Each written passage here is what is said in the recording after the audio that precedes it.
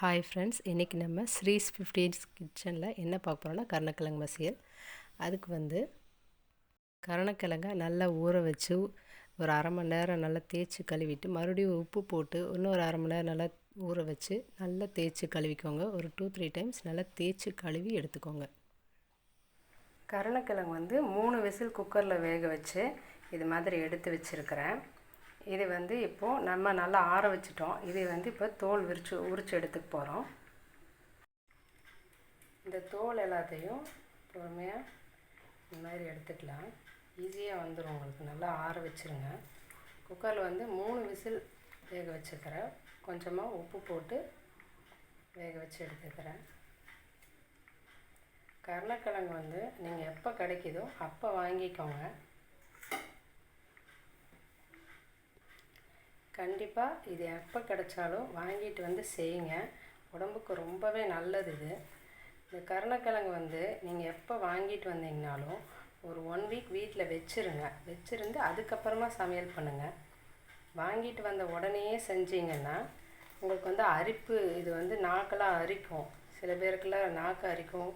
சமைக்கும்போது சில பேருக்கு கை கூட அரிக்கும். அதனால் இது ஒரு வாரம் செஞ்சுட்டு வச்சுட்டு அதுக்கப்புறமா செஞ்சிங்கன்னா உங்களுக்கு நல்லாயிருக்கும். அந்த மாதிரி அரிப்பெல்லாம் வராது. இதோட தோலை நல்லா ஃபஸ்ட்டு கல் உப்பு போட்டு நல்லா ஊற வச்சுருங்க. ஒரு 1 hour நல்லா தண்ணியில் ஊற வச்சு ஒரு 2-3 டைம்ஸ் நல்லா தேய்ச்சி கழுவுங்க. அப்போனா தான் இதில் இருக்க மண்ணெல்லாம் சுத்தமாக போகும். இதில் பாருங்கள், ஒரு துளி கூட இப்போ மண் இருக்காது இதில். இது நல்லா க்ளீனாக இப்போது கழுவி எடுத்தனால இந்த தோல் நான் வேஸ்ட் பண்ணாமல் பவுலில் போட்டுட்ருக்கிறேன். எதுக்குன்னா இதை வச்சு சட்னி பண்ணலாம். டேஸ்ட்டாக இருக்கும் ரொம்ப. அதை நான் அடுத்த வீடியோவில் உங்களுக்கு போடுறேன். இது ஃபஸ்ட்டு இப்போ எல்லா கிழங்கையும் உரித்து எடுத்துக்கலாம். இப்போ தோலெல்லாம் நான் எடுத்து வச்சிட்டேன்.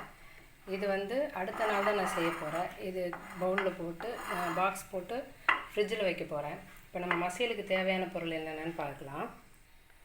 சின்ன வெங்காயம் ஒரு 200லேருந்து ஒரு 250 கிராம் நல்லா கட் பண்ணி வச்சுக்கிறேன். ரொம்ப பொடியாக இல்லை, ஓரளவுக்கு மீடியம் சைஸில் கட் பண்ணிக்கோங்க.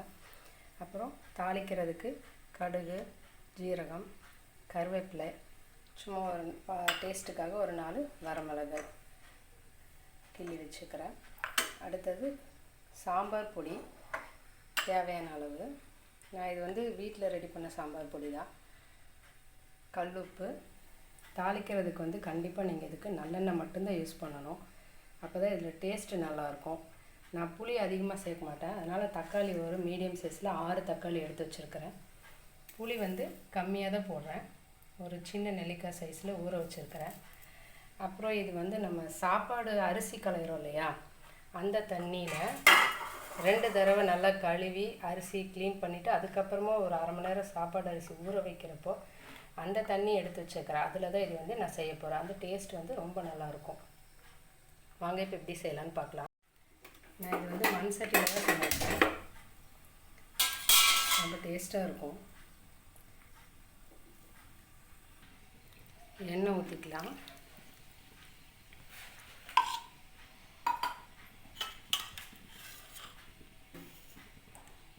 கடுகு, ஜீரகம்,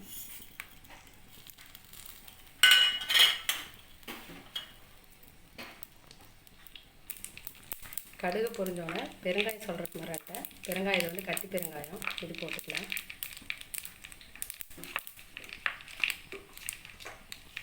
வரமிளகாய், கருவேப்பிலை, வெங்காயம்,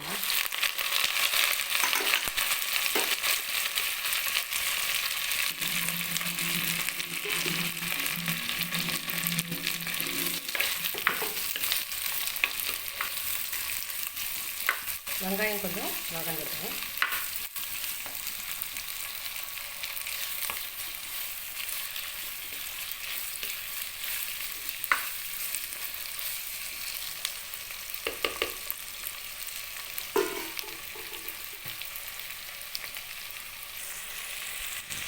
வெங்காயம் வதங்கிட்டு பாருங்க. இந்த அளவு வதங்கினா போதும்.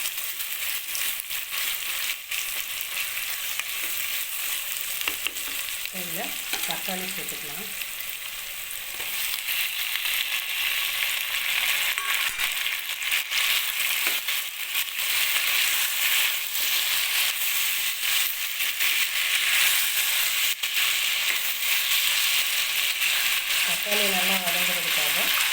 இப்போ உப்பு ஆட் பண்ணுறேன்.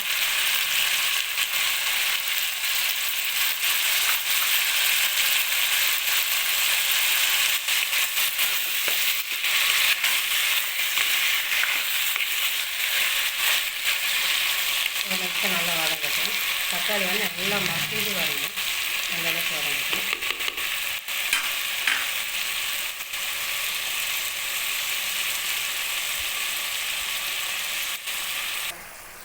இப்போது இது தக்காளி நல்லா வதங்கிருச்சு. அதில் நம்ம கிழங்க போட்டுக்கலாம். போடும்போது லைட்டாக இப்படி கையில் உடச்சி விடுவேன். நல்லா வெந்துடும். 3 விசிலுங்கிறப்ப நல்லா குழப்பம் வெந்துருச்சு. அதுக்கு மேலே விட தேவையில்லை. ரொம்ப வந்து இது பண்ண தேவையில்லை. கொஞ்சம் அங்கங்கே கட்டி கட்டியாக இருந்தால் நல்லாயிருக்கும் சாப்பிட்றதுக்கு.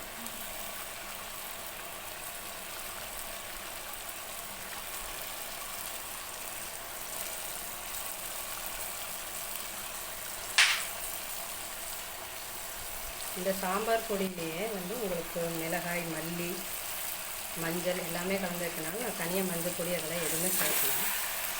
இதை லைட்டாக ஒரு திரட்டிட்டு ஒரு நிமிஷம் இருக்கட்டும், வதங்கட்டும் எண்ணெயில். அதுக்கப்புறம் நம்ம இப்போ ஆட் பண்ணுறோம். ஒரு பக்கம் சாப்பாடு ரெடி ஆகிடுச்சு, எடுத்து வச்சுருக்குறோம். நீங்கள் இந்த மாதிரி செஞ்சீங்கன்னா சின்ன பசங்கள்லேருந்து பெரியவங்க வரைக்கும் எவ்வளோ சாப்பாடு சாப்பிட்றாங்கன்றதே தெரியாத அளவுக்கு சாப்பிடுவாங்க. அவ்வளோ நல்லா இருக்கும் டேஸ்ட்டு. இந்த கிழங்குல புளிக்குழம்பும் வைக்கலாம், ரொம்ப டேஸ்ட்டாக இருக்கும்.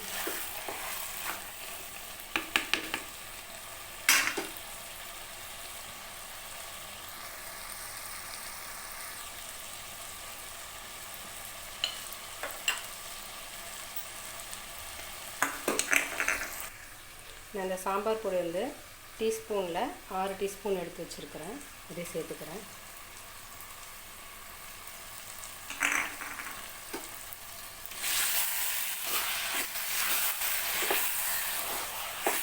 இது மிக்ஸ் ஆனதுக்கப்புறம் அடுப்பு இனிமேல் சிம்மில் தான் வைக்கணும். கொஞ்சம் டைம் ஆகும் ரெடி ஆகிறதுக்கு. சமையலில் வந்து பொறுமை இருந்தால் தான் டேஸ்ட்டு நல்லாயிருக்கும். நல்லா மிக்ஸ் பண்ணியாச்சு. இப்போ நம்ம அரிசி களைஞ்ச தண்ணி எடுத்து வச்சுருக்கிறோம் இல்லையா, அதையும் சேர்த்துக்கலாம். நல்லா அப்போ தான் வேகும், அந்த பச்சை வாசனையெல்லாம் போய் நல்லா வேகும். தண்ணி நிறைய ஊற்ற தேவையில்லை. நான் இப்போ சேர்த்துருக்கிறது பார்த்திங்கன்னா ஒரு 250 ml இருக்கும்.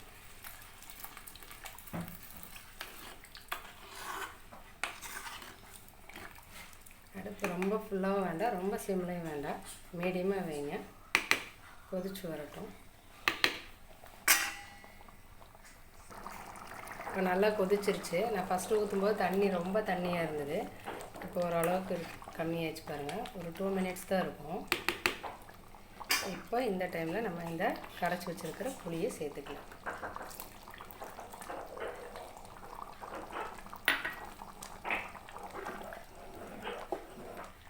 ரொம்ப பெரிய கிழங்கா அப்படியே முழுசாக இல்லாமல் கொஞ்சம் அப்படியே உடச்சி விடுங்க. இந்த சைஸில் இருந்தால் போதும், ரொம்ப பெருசாக இருக்க வேண்டாம்.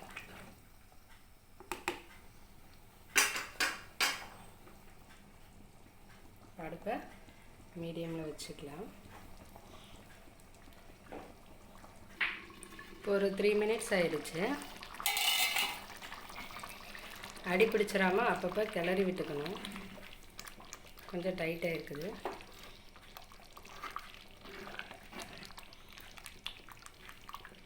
இந்த எண்ணெய் வந்து தனியாக பிரிஞ்சு மேலே வரும். இதில் நம்ம சேர்க்குற எல்லா பொருளுமே கண்டிப்பாக சேர்க்கணும். அப்போ தான் இதில் வந்து டேஸ்ட்டு நல்லாயிருக்கும். எதையுமே நீங்கள் ஸ்கிப் பண்ணக்கூடாது. முக்கியமாக இதில் நல்லெண்ணெய் மட்டும்தான் நீங்கள் ஆட் பண்ணணும். அப்போ தான் இதோட டேஸ்ட்டு சூப்பராக இருக்கும். எல்லாருக்கும் ரொம்ப பிடிக்கும். நல்லெண்ணெய் நிறைய சேர்க்கும்போது உடம்புக்கும் நல்லது தான்.